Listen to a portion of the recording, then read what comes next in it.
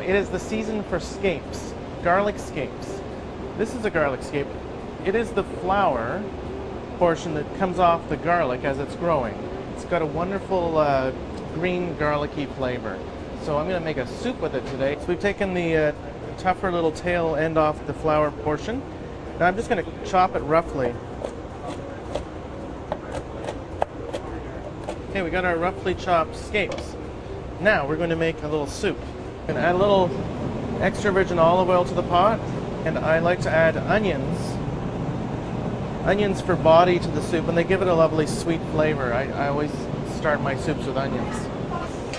Now, when those onions are nice and soft, but not brown, just lightly golden, we're going to add the scapes, and I'm going to season them with a little salt here. And I'm going to add some chicken stock. And that's all I put in this soup. We're going to puree it afterwards. So I use chicken stock to make this soup, but you could use a vegetable stock if you're vegetarian. The garlic scapes have so much flavor, it's beautiful soup. So now we want the soup to come to a boil and cook it for about 10 minutes until the scapes are nice and tender and soft. And then we're going to put it in the blender and blend it up so it's a nice, smooth, beautiful tasting garlic scape soup.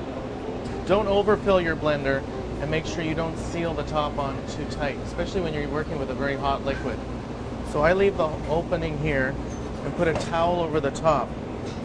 So what happens is pressure builds up inside and it tries to squirt out at you, and it can be dangerous. So first,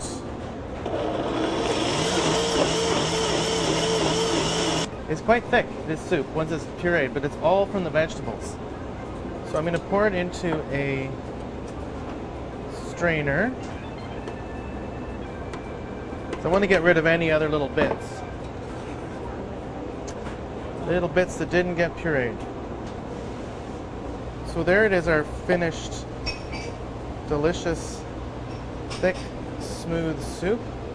I like to take a little bit of extra virgin olive oil and drizzle that all over the top. And some shaved Parmigiano Reggiano.